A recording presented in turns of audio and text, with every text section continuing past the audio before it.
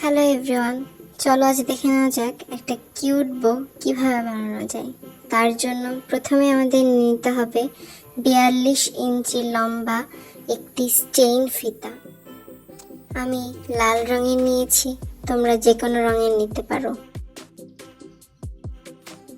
প্রথমে ফিতাটির এক প্রান্ত হাতের তর্জনী আঙুলের একদিকে 3 বার পেঁচিয়ে নিতে হবে।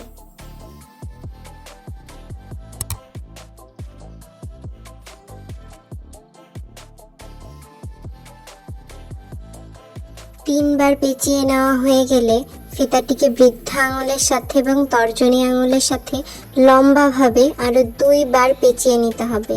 ভিডিওতে যেভাবে দেখানো হচ্ছে ঠিক অমনভাবে পেঁচিয়ে নিতে হবে। আরো 2বার পেঁচিয়ে নেওয়া হয়ে গেলে ফিতাটিকে উপরের দিক থেকে নিচের দিকে টেনে এনে আবার ফিতাটির এক অংশ পেঁচিয়ে আনা ফিতাটির ভেতর থেকে টেনে টাইট করে দিতে হবে, যাতে বটি পরবর্তীতে খুলে না আসে।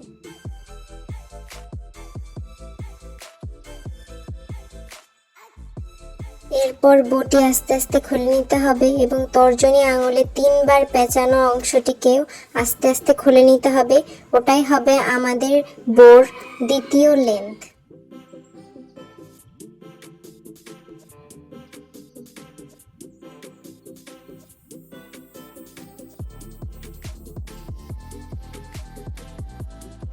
তৈরি হয়ে গেছে আমাদের কিউট বো।